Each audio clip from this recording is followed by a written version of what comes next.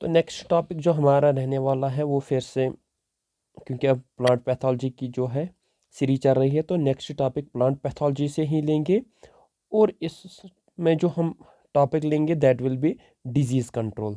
Disease को control कैसे करना है हमें, और डिजीज़ कंट्रोल के बहुत सारे मेजर्स है हमारे पास जो मेंशन है हमारे सिलेबस में। जैसे कि अगर डिजीज़ कंट्रोल की बात करें, हमारे पास फिजिकल मेथड्स है। फिजिकल मेथड्स की वजह से हमें डिजीज़ को कंट्रोल करना है। केमिकल है, बायोलॉजिकल मेथड्स है, केमिकल मेथड है, बायोलॉजिकल मेथड्स है। बायोलॉजिकल मेथड्स के अलावा रेजिस्टेंट वेराइटीज़ का यूज़ करना है हम, जिसकी वजह से हम डिफरेंट बीमारियों से बच सकते हैं। हमारे प्लांट जो है डिफरेंट वेराइटी से बच सकते हैं। और उसके बाद क्रॉप रोटेशन एक प्रोसेस है, ऑर्गेनिक प्रोसेस है क्रॉप रोटेशन। इसकी वजह से भी बीमारियों से कंट्रोल किया जा सकता है। या प्लांट क्वारंटाइन है। ये सारे टॉपिक्स हमें एक एक करके कवर करने हैं। प्लांट क्वारंटाइन है, और एक और topic that is called as seed certification. ये कुछ टॉपिक्स ऐसे हैं जिनकी मदद से हम जो ये डिजीजेस लग रही है किनको प्लांट्स को कंट्रोल कर सकते हैं। फिजिकल मेथड है, केमिकल मेथड है, बायोलॉजिकल मेथड है। अरे फिजिकल मेथड्स की बात की जाए, फिजिकली हम जैसे वीड्स वगैरह को रिमूव करते हैं, या ऐसे डिजीज पार्ट्स को। केमिकल्स में हम केमिकल्स का यूज़ करते हैं। बायोलॉजिकल मेथड में हम लिविंग ऑर्गेनिजम्स का यूज़ करते हैं ताकि हमें डिजीज से छुटकारा मिले। रेजिस्टेंट वेराइटी ऐसी वेराइटीज़ का यूज़ करते हैं जिन वेराइटीज़ को डिजीज आसानी के साथ नहीं लगती है। क्रॉप रोटेशन में हम क्रॉप्स को रोटेट करते हैं, एक साल एक क्रॉप, दूसरे साल दूसरे क्रॉप, या सीजन वाइज क्रॉप्स को रोटेट करते हैं। प्लांट क्वारंटाइन और सीड सर्टिफिकेशन। तो इसमें जो इंपॉर्टेंट टॉपिक हम पहले लेंगे that will be seed certification. Seed certification एक इंपॉर्टेंट सीड सर्टिफिकेशन हम देखेंगे। सीड सर्टिफिकेशन में क्या होता है, इसकी प्रोसेस क्या है, और क्या फ़ायदा है, और डिफरेंट इंस्टीट्यूट जो इससे रिलेटेड है वो कैसे अपना रोल प्ले करते हैं। तो अब पहला टॉपिक लेंगे हम प्लांट पैथोलॉजी में। जो नेक्स्ट टॉपिक हम ले रहे हैं दैट इज डिजीज कंट्रोल। और डिजीज कंट्रोल में ये सारे मेथड्स हम देखेंगे। तो पहला मेथड हम देखेंगे सीड सर्टिफिकेशन। सीड सर्टिफिकेशन को अगर इन सिंपल वर्ड्स देखें तो यहाँ पे जो सीड्स हम ग्रो करते हैं, सीड्स को हम जो सीड्स हम सो करते हैं, या जो सीड्स हम ग्रो करते हैं, इन सीड्स को पहले सर्टिफाई किया जाता है। सर्टिफाई किया जाता है कि ये डिजीज फ्री है, या इनका जो जीनोटाइप है, जेनेटिक मेकअप, वो भी क्या है, वो अच्छी क्वालिटी का है, सुपीरियर क्वालिटी का है। तभी तो हमारी प्रोडक्शन भी इंक्रीज होगी, तभी तो हमारे जो प्लांट्स होंगे वो क्या होंगे, डिजीज फ्री। अगर सीड सर्टिफिकेशन की बात की जाए सिंपल वर्ड्स में, ये सीड सर्टिफिकेशन क्या होता है, ये एक पहले तो ये लीगल सिस्टम है, लीगली सैंक्शनड सिस्टम। ये लीगल सिस्टम है, गवर्नमेंट लेवल पे होता है लीगली सैंक्शनड सिस्टम। ये कोई इलीगल या जिसको गवर्नमेंट कंट्रोल नहीं करते, लीगली सैंक्शनड सिस्टम है। इसका एम क्या है, इसका एम ये है कि ये इंश्योर करे, किस चीज़ की इंश्योरेंस हम देते हैं, कि जो प्रोडक्शन और जो प्रोडक्शन और डिस्ट्रीब्यूशन जो है किन चीज़ों की, जो हाई क्वालिटी सीड्स है, जो हाई क्वालिटी सीड्स है इनकी प्रोडक्शन और इनकी डिस्ट्रीब्यूशन जो है वो हो जाए। एक तो प्रोड्यूस भी अच्छी क्वालिटी के सीड्स हो जाए, और फिर जब डिस्ट्रीब्यूशन के लिए फार्मर्स को ये सीड्स दी जाए तो वो भी क्या होने चाहिए, हाई क्वालिटी के।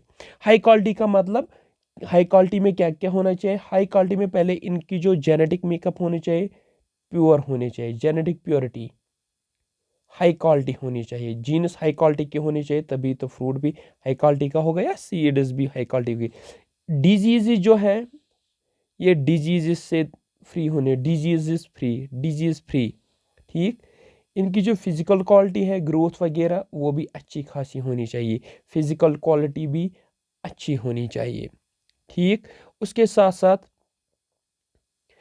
पेस्ट्स, जो बहुत सारे पेस्ट्स है जो हमारे क्रॉप्स को डैमेज करते हैं, पेस्ट्स से भी ये क्या होने चाहिए, फ्री होने चाहिए। इसके अलावा भी बहुत सारी चीज़ें हैं जो इसमें होने चाहिए।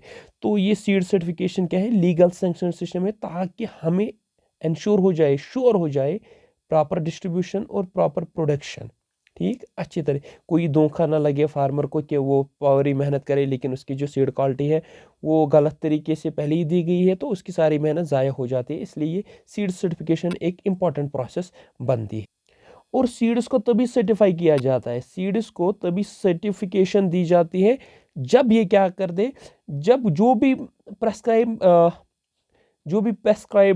स्टैंडर्ड्स होते हैं, प्रेस्क्राइब्ड स्टैंडर्ड्स होते हैं, जैसे कभी भी किसी पोस्ट के लिए पोस्टिंग निकलती है तो वहाँ पे क्राइटेरिया दिए जाते हैं कि आपकी ये चीज़ें होनी चाहिए, ये क्वालिफिकेशन होनी चाहिए, तब आप इसके लिए सिलेक्ट हो सकते हैं। इसी तरह से एक सीड को आगे चलाने के लिए पहले जो स्टैंडर्ड मेजर्स होते हैं वो पहले इसको यूज़ फुलफिल करने पड़ते हैं, तभी इसको कमर्शियल पर्पज़ के लिए या कमर्शियल फार्मिंग के लिए आगे एलो किया जाता है। अगर वो मेथड्स जो इसको एलो करेंगे या वो सारे स्टेप्स या वो सारे क्राइटेरिया अगर ये फुलफिल नहीं करता है तो इसको आगे एलो नहीं किया जाएगा। ठीक, प्रोसेस भी हमें इसकी पढ़नी है तो पहले देखेंगे इसके ऑब्जेक्टिव्स क्या है, सीड सर्टिफिकेशन इंपॉर्टेंट क्यों है, मेन चीज़ इसकी प्रोसेस देखनी है और इंडिया में या वर्ल्ड में कैसे ये प्रोसेस होती है तो वो देखेंगे। पहले ऑब्जेक्टिव्स की बात की जाए शॉर्ट में हम देखेंगे, हम चाहते हैं सीड सर्टिफिकेशन के बाद जो हमें सीड्स मिले उनकी जेनेटिक प्योरिटी होनी चाहिए, जेनेटिकली वो प्योर होनी चाहिए, जेनेटिक प्योरिटी। अगर आपने मेंडलिज्म पढ़ा होगा तो आपको जेनेटिक प्योरिटी का कंसेप्ट होगा, जितने प्योर होंगे उतने क्या होंगे, उतने बहुत सारे जनरेशन्स आगे चल के हाई क्वालिटी के सीड्स दे सकते हैं। दूसरा, हाई क्रॉप प्रोडक्टिविटी, जब सीड्स अच्छी क्वालिटी के होंगे तो प्रोडक्टिविटी भी क्या होगी, अच्छी होगी। तो सीड सर्टिफिकेशन का और एक एम ये है कि प्रोडक्टिविटी इंक्रीज हो जाए। तीसरा, डिजीज से बचा जाए, स्प्रेड ऑफ डिजीज स्प्रेड से बचा जाए। पहले ही जब आप सीड को चेक करोगे इसमें कोई डिजीज काजिंग ऑर्गेनिज्म या कोई ऐसा मसला तो नहीं है तो आसानी के साथ हम अपनी सीड्स को बचा सकते हैं और उसके बाद जो डिजीज है उनको रोक सकते हैं। नेक्स्ट, फैसिलिटेट ट्रेड, ताकि ज़्यादा ट्रेड हो जाए।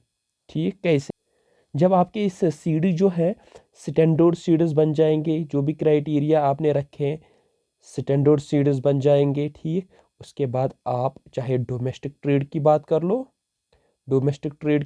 लो या इंटरनेशनल ट्रेड की बात कर लो, आप आसानी के साथ इसको फुलफिल कर सकते हो। तो ट्रेड के लिए ये सीड सर्टिफिकेशन बहुत इंपॉर्टेंट है, तभी तो आप फॉरेन मुल्कों के लिए ये चीज़ें बेच सकते हो। जैसे आजकल सब्जियां वगैरह जो होती है पहले उनकी सर्टिफिकेशन होती है तभी वो बाकी मुल्कों में भेजी जाती है। ठीक, जैसे आप अगर यहाँ पे देखोगे सीड सर्टिफिकेशन के बहुत सारे स्टेप्स है, एप्लीकेशन पहले सबमिट करनी है, उसके बाद फील्ड इंस्पेक्शन होता है, सैंपल लिया जाता है, फिर इन सैंपल्स की चेकिंग होती है। ठीक, उसके बाद ग्रो किया जाता है, वहाँ से फिर से सैंपलिंग वगैरह होती है लैब्स में। एक प्रॉपर मेथड है, गवर्नमेंट ने फ्रेम किया होता है, उसके बाद आपको सीड्स की सर्टिफिकेशन दी जाती है, तब आप इसको कमर्शियल पर्पज़ या फॉरेन मुल्कों के लिए भेज सकते हो। अगर लीगल फ्रेमवर्क की बात की जाए, लीगैलिटी की बात की जाए, क्योंकि मैंने पहले ही बोला it is a legal sanctioned system, legal framework की बात की जाए, लीगल फ्रेमवर्क, ठीक, सीड सर्टिफिकेशन जो है ये गवर्न होती है, इसको कंट्रोल कौन करता है, इसको कंट्रोल करता है नेशनल और इंटरनेशनल, नेशनल लेवल पे और इंटरनेशनल लेवल पे ये कंट्रोल किया जाता है, रेगुलेट के, national governed by national and international regulation. हर मुल्क के अपने स्टैंडर्ड्स होते हैं, क्राइटेरिया होते हैं, किस चीज़ को हम लेंगे किस चीज़ को हम नहीं लेंगे, तो इसी तरह से सीड का भी होता है। अगर इंडिया की बात की जाए, इंपॉर्टेंट पॉइंट आप यहाँ पे याद रखोगे, सीड एक्ट आया था 1966 में, 1966 में इंडिया में। इसमें क्या है, इसमें बहुत सारे क्राइटेरिया लिखे गए हैं, जो क्वालिटी चेक, क्वालिटी कंट्रोल 1966 में सीड एक्ट। ठीक, और इंटरनेशनल की बात की जाए, it is international seed testing association, international seed testing association. जिसको आप शॉर्ट फॉर्म में पढ़ते हो ISTA। और ये क्या करती है, ये एस्टैब्लिश करती है, इसका काम क्या होता है, it establishes international standards, international standards for seed quality testing, seed quality testing, seed quality testing. International standard ये सेट करते किसके लिए, सीड क्वालिटी टेस्टिंग के लिए। अगर नॉर्म्स की बात की जाए, ये जो इंटरनेशनल या सीड एक्ट या कोई भी लोकल या डोमेस्टिक या इंटरनेशनल बॉडी, ये क्या क्या क्राइटेरिया, थोड़े बहुत क्राइटेरिया, फॉर एग्जांपल ये देखते हैं मॉइस्चर कंटेंट कितना है, मॉइस्चर कंटेंट, या इसमें जर्मिनेशन टेस्ट किए जाते हैं, जर्मिनेशन टेस्ट किए जाते हैं, सीड की हेल्थ चेक की जाती है, सीड हेल्थ चेक की जाती है, क्या सीड वायबल है, जर्मिनेट कर सकता है, वायबिलिटी टेस्ट किए जाते हैं, ठीक, विगर टेस्ट किया जाता है, जेनेटिक प्योरिटी का टेस्ट किया जाता है, बहुत सारे टेस्ट्स हैं। जब सारे टेस्ट से ये गुजरता है तभी इस सीड को एलो किया जाता है इंटरनेशनल ट्रेड के लिए। और अगर ISTA की बात की जाए, इंटरनेशनल जो सीड टेस्टिंग एसोसिएशन है, ये दो तरह की सर्टिफिकेट्स देती है। एक सर्टिफिकेट होती है ऑरेंज सर्टिफिकेट, ठीक, जिसको हम बोलते हैं इंटरनेशनल सर्टिफिकेट, ठीक, और दूसरी ये देती है blue certificate, blue certificate, blue certificate को हम बोलते हैं सैम्पलिंग सर्टिफिकेट, सैम्पलिंग सर्टिफिकेट। दो तरह की सर्टिफिकेट देती है जब प्रॉपर टेस्टिंग की जाती है, ब्लू और ऑरेंज। ऑरेंज सर्टिफिकेट ये दिया जाता है, इशू किया जाता है सीड लॉट्स के लिए जो ISTA जो एक्रेडिटेड लेबोरेटरीज होती है वहाँ पे, ठीक। और दूसरा जो ब्लू सर्टिफिकेट होता है ये इशू किया जाता है सीड लॉट्स के लिए, लेकिन सैंपल वाले, issued for seed lots sampled and tested in, ये भी ISTA लैब्स में क्या किया जाता है, ये वाले टेस्ट्स भी, ये वाले भी, लेकिन ये वाले टेस्ट्स सैंपल्स को किए जाते हैं, ये वाले उसके बाद क्या किया जाता है इंटरनेशनल ट्रेड के लिए जो रेडी होगा। और सबसे इम्पोर्टेंट चीज़ आप ये यहाँ पे याद रखोगे, जो भी ISTA सर्टिफाइड सीड्स होते हैं, ठीक, उनको एक्सेप्ट किया जाता है, एक्सेप्ट किया जाता है ग्लोबली, उनको एक्सेप्ट किया जाता है ग्लोबली। नेक्स्ट जो इसका है दैट इज कौन कौन से स्टेजेस है सीड सर्टिफिकेशन के, stages of seed certification, seed certification के स्टेजेस। तो ये जो सीड सर्टिफिकेशन है इसको डिवाइड किया गया है 5 की स्टेजेस में, 5 स्टेजेस इसके आते हैं सीड सर्टिफिकेशन में। पहला स्टेज क्या है, साथ साथ में इसको एक्सप्लेन करेंगे। पहला जो है दैट इज ब्रीडर सीड। ये ब्रीडर सीड क्या होता है, इसको डेवलप करते हैं या ब्रीडर्स बोलो, जो ब्रीड करते हैं, ब्रीडिंग जो इनकी करते हैं, या तो ब्रीडर्स या एग्रीकल्चरल, जो एग्रीकल्चरल इंस्टीट्यूट्स होते हैं वो इसको डेवलप करते हैं, इसको बोलते हैं ब्रीडर सीड, ठीक। इसकी क्वालिटी क्या होती है, हाई जेनेटिक प्योरिटी होती है इसकी, हाई जेनेटिक प्योरिटी इसकी होती है। और यही सीड बाकी कैटेगरीज के लिए, यही सीड जो है ब्रीडर सीड बाकी कैटेगरीज के लिए फाउंडेशन का काम करता है, बाकी जो फर्दर प्रोसेसेस है उनके लिए यही सीड किसका, फाउंडेशन का काम करता है। अब जो भी बाकी सीड्स होंगे यही वाले सीड्स ब्रीडर सीड्स लिए जाते हैं और उनको उन जगहों पे ग्रो किया जाता है। तो नेक्स्ट जो है दैट इज फाउंडेशन सीड। ये फाउंडेशन सीड क्या होता है, ये सीड प्रोड्यूस किया जाता है, ये प्रोड्यूस किए जाते हैं फ्रॉम ब्रीडर सीड। पहले ब्रीडर सीड लाया जाता है जो ऑलरेडी कल्टीवेटर्स ने या ब्रीडर्स ने कल्टीवेट किया होता है, ब्रीडर्स से लाता है, ब्रीडर सीड से। और उसके बाद फिर प्रॉपर सुपरविजन के तहत, अंडर प्रॉपर सुपरविजन के तहत इसको फिर से क्या किया जाता है, इसको फिर से कल्टीवेट किया जाता है या ग्रो किया जाता है, ठीक। उसके बाद इसकी वजह से क्या होता है, जब प्रॉपर सुपरविजन, तो जो इसकी ओरिजिनल प्योरिटी और क्वालिटी होती है, प्योरिटी और क्वालिटी जो होती है वो मेंटेन की जाती है। जैसे अगर ब्रीडर सीड में अब हम बात करें, जो इंस्टीट्यूट इंडिया का जो इंस्टीट्यूट है जिसको हम बोलते हैं ICAR इंस्टीट्यूट, जितने भी इंडिया में है, इन्होंने ब्रीडर सीड जो वीट के हैं उनको रिलीज़ किया है। इसके अलावा भी बहुत सारे हैं, तो ICAR की एक एग्जांपल देख सकते हैं, जो वीट है उसका ब्रीडर सीड रिलीज़ किया गया है। अगर यहाँ पे फाउंडेशन सीड की बात की जाए, राइस का एक फाउंडेशन सीड है, दैट इज़ राइस। कौन सी वैरायटी इसकी? IR64 वैरायटीज़ ये रिलीज़ की गई है। तीसरा जो स्टेज इसमें है that is registered seeds. Registered seeds, ये वाला स्टेप जो है दैट इज़, या ये वाला स्टेप जो है that is optional, not necessary. इसमें क्या होता है, ये हर एक कंट्री में नहीं यूज़ की जाती है। सम कंट्रीज़, हर एक कंट्री में ये वाली कैटेगरी यूज़ नहीं की जाती, और हर एक क्रॉप के लिए नहीं, फॉर स्पेसिफिक क्रॉप्स, कुछ ही क्रॉप्स के लिए, इसलिए ऑप्शनल पहले ही लिखा, फॉर स्पेसिफिक क्रॉप्स। और ये वाले क्रॉप्स कहाँ से प्रोड्यूस किए जाते हैं? ये वाले प्रोड्यूस किए जाते हैं प्रोड्यूस्ड फ्रॉम, ये वाले प्रोड्यूस किए जाते हैं प्रोड्यूस्ड फ्रॉम फाउंडेशन सीड्स। ये वाले फाउंडेशन सीड्स से प्रोड्यूस किए जाते हैं। कौन से? Registered seed. कुछ ही कंट्रीज में ऐसी कैटेगरी है, ऑप्शनल कैटेगरी है, और कुछ ही क्रॉप्स के लिए यूज़ होती है। स्टेज नंबर 4 जो है that is certified seeds. Certified seeds, तो ये कहाँ से? ये फाउंडेशन से, प्रोड्यूस्ड फ्रॉम फाउंडेशन। तो फाउंडेशन खुद कहाँ से? ब्रीडर से। प्रोड्यूस्ड फ्रॉम फाउंडेशन, या जो तीसरी कैटेगरी है रजिस्टर्ड। तो रजिस्टर्ड जो है वो ऑप्शनल है, तो आप ज़्यादा लिखोगे प्रोड्यूस्ड फ्रॉम फाउंडेशन सीड्स, ठीक। और अब उसके बाद जब पहले ब्रीडर सीड आ गया, उसके बाद उसको ग्रो किया गया, फाउंडेशन सीड आ गया। फाउंडेशन सीड को क्या किया गया? प्रॉपर सुपरविजन के तहत।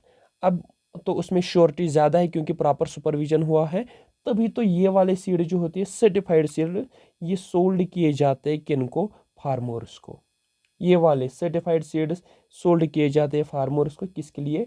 For cultivation. जो आप देखते हो कि डिफरेंट इंस्टीट्यूट जो है एग्रीकल्चर इंस्टीट्यूट्स, वो आपको सर्टिफाइड सीड्स क्या करते हैं, वो देते हैं आपको किसके लिए? ग्रो करने के लिए। और सर्टिफाइड सीड जो है उनके पास होता है, कौन सा टैग होना चाहिए? उनके पास होना चाहिए ब्लू टैग। सर्टिफाइड सीड्स के पास कौन सा टैग होगा? ब्लू टैग होगा। नेक्स्ट कैटेगरी जो है, category number 5, that is truthfully labelled seed. Truthfully labelled seed, सच्चाई की बात आ रही है यहाँ पे। ये सर्टिफाइड नहीं होते, नॉट सर्टिफाइड, यहाँ पे कोई सर्टिफिकेट नहीं दी जाती है, नॉट सर्टिफाइड सीड्स, लेकिन इनको सोल्ड किया जाता है, ठीक। इनकी क्वालिटी एश्योरेंस दी जाती है, क्वालिटी एश्योरेंस लेबल दिया जाता है। कौन देता है? प्रोड्यूसर। जो इसको प्रोड्यूस करता है, जैसे आप एक फार्मर के पास चले जाओगे, वो कहता है कि ये हाई क्वालिटी का है, हालांकि उस सीड में कोई भी सर्टिफाइड या सर्टिफिकेट नहीं होते, लेकिन जो एक प्रोड्यूसर होता है या जो इसको प्रोड्यूस करता है, वो आपको एक एश्योरेंस देता है कि ये अच्छी क्वालिटी के सीड्स है। इसको बोलते हैं ट्रूथफुली लेबल्ड सीड। तो नॉर्मली जो हमें मिलता है एजेंसी से, that are certified seeds. Process की बात की जाए, सर्टिफिकेशन प्रोसेस होती क्या है, कैसे है, कैसे सर्टिफिकेट दी जाती है? सर्टिफिकेशन प्रोसेस, ये पूरी की पूरी प्रोसेस जो है कैसे होती है? Certification process. सर्टिफिकेशन प्रोसेस की बात की जाए, यहाँ पे थोड़ा सा ध्यान रखेंगे आप। पहले तो आप जो सीड्स ग्रो कराते उसके लिए आप एक एप्लीकेशन फाइल करोगे, ठीक। एप्लीकेशन फाइल करने के बाद आपके फील्ड का इंस्पेक्शन होगा, ठीक। इंस्पेक्शन के बाद वहाँ से सैंपल उठाया जाएगा, सैंपल कलेक्ट किया जाएगा। सैंपल कलेक्ट करने के बाद उस चीज़ की टेस्टिंग की जाएगी, डिजीज़ के रिलेटेड, जेनेटिक्स के रिलेटेड, जो भी बाकी है, ठीक। उसके बाद प्रॉपर लेबलिंग की जाएगी, प्रॉपर टैगिंग की जाएगी, ब्रीडर सीड, फाउंडेशन सीड या सर्टिफाइड सीड, ठीक। उसके बाद जब ये सारी चीज़ें हो जाएगी, ठीक, उसके बाद मॉनिटर किया जाएगा। सर्टिफिकेशन के बाद आपके सीड को मॉनिटर किया जाएगा ताकि प्रॉपरली देखा जाए कि कोई कंटेमिनेशन इसके साथ नहीं है जब भी इसको ट्रांसपोर्ट किया जाएगा, ठीक। अब आपको अपने सारी चीज़ें तो कर ली, ठीक। सीड टेस्टिंग भी हो गई, सर्टिफाइड बेच भी मिल गया, अप्रूवल भी मिल गया, ठीक। तो जब इसको ट्रांसपोर्टेशन के लिए ले जाया गया, ठीक, उसके बाद क्या किया जाएगा? ट्रांसपोर्टेशन के दौरान कोई कंटेमिनेशन तो नहीं हुई, कोई पैथोजन अटैक तो नहीं हुआ या कोई और चीज़, इसको बोलते हैं पोस्ट सर्टिफिकेशन मॉनिटरिंग। तो इन्हीं सारी प्रोसेसेस को हम सर्टिफिकेशन प्रोसेस में देखेंगे, कौन सी प्रोसेस कैसे होती है। तो कौन कौन सी प्रोसेस है, 4-5 स्टेप्स इंपॉर्टेंट है। तो पहला जो इंपॉर्टेंट स्टेप है दैट इज एप्लीकेशन। एप्लीकेशन में क्या होता है, जो एक प्रोड्यूसर होता है, सिंपली याद रखोगे, जो एक प्रोड्यूसर होता है वो अप्लाई करता है किस में अप्लाई करता है, जो स्टेट में सीड सर्टिफिकेशन एजेंसी होती है, स्टेट सीड सर्टिफिकेशन एजेंसी जो होती है उसमें वो अप्लाई करता है, जिसको SSCA बोलते हैं, ठीक। उसके बाद क्या होता है दूसरे स्टेप में, ये तो था पहला स्टेप, दूसरे स्टेप में क्या होता है, आपके फील्ड का इंस्पेक्शन किया जाता है, फील्ड इंस्पेक्शन में क्या होता है, एक नहीं बहुत सारे इंस्पेक्शंस की जाते हैं, मल्टीपल इंस्पेक्शंस किए जाते हैं। किस दौरान? ग्रोइंग सीजन, जब भी आप उन क्रॉप्स को ग्रो कर रहे हो, उन सीड्स को, तो उसके दौरान, ग्रोइंग सीजन के दौरान चेक किया जाएगा, ठीक। किसके लिए चेक किया जाएगा? इसको जेनेटिक प्योरिटी का चेक किया जाएगा, क्योंकि ये सबसे इंपॉर्टेंट क्राइटेरिया है। उसके साथ साथ किस चीज़? Isolation distance. ये आइसोलेशन डिस्टेंस क्या होती है, याद रखिएगा, ये मिनिमम रिक्वायर्ड डिस्टेंस होती है between fields of different varieties. बहुत सारी वेराइटीज़ जो होती है, दो डिफरेंट वेराइटीज़ के बीच में कितनी डिस्टेंस हमें रखनी है, ये दूसरा स्टेप है। तीसरे स्टेप में क्या होगा, अब तो फील्ड इंस्पेक्शन हो गया, उसके बाद सैम्पलिंग और टेस्टिंग। सैम्पलिंग और टेस्टिंग में क्या होता है, सीड्स को पहले सैंपल लिया जाएगा। टेस्ट किस लिए किया जाता है? टेस्ट किया जाता है जेनेटिक प्योरिटी के लिए, ताकि ये मैच हो जाए, इसकी जो जेनेटिक प्योरिटी मैच होनी चाहिए किसके साथ? पेरेंट वैरायटी के साथ मैच होनी चाहिए।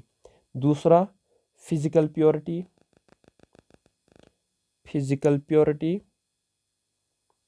तो इसमें क्या होता है, free from inert matter and weed seeds और बाकी जो भी चीज़ें हैं जो इसको नुकसान पहुंचा सकती है, उनसे ये क्या होना चाहिए, फ्री होना चाहिए।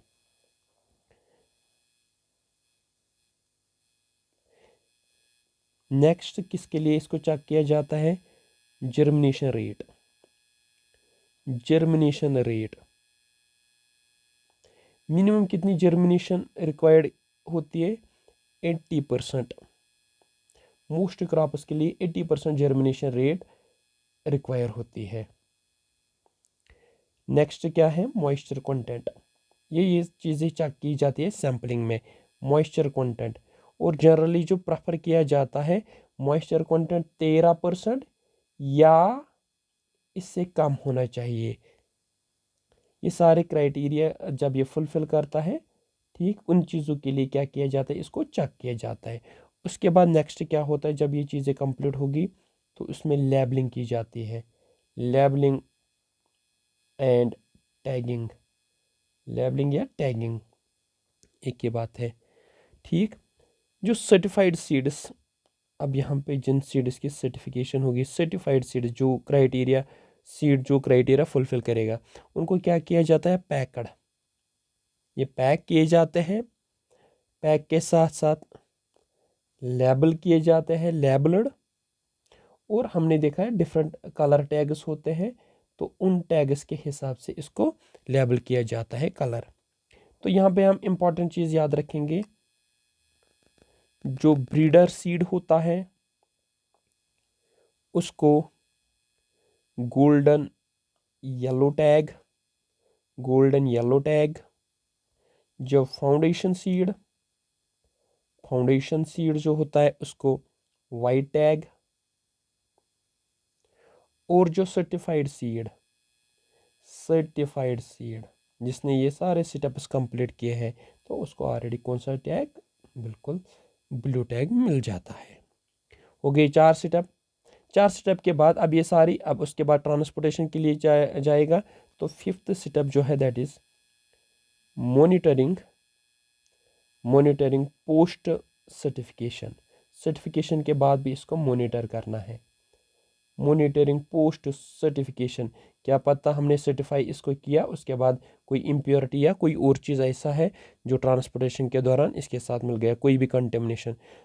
ये क्यों स्टेप किया जाता है, ताकि इंश्योर हो जाए, इंश्योरिंग नो कंटेमिनेशन, कोई भी कंटेमिनेशन नहीं हो, कोई भी कंटेमिनेशन नहीं हो ड्यूरिंग, चाहे आप स्टोरेज के दौरान, स्टोर भी करना होता है सीड्स को फॉर लॉन्गर टाइम, या ट्रांसपोर्टेशन के दौरान कोई भी क्या हुआ, कोई भी कंटेमिनेशन इसके साथ ना हो। ये कुछ स्टेप्स है जो किसमें आते हैं, जो आते हैं सर्टिफिकेशन प्रोसेस में।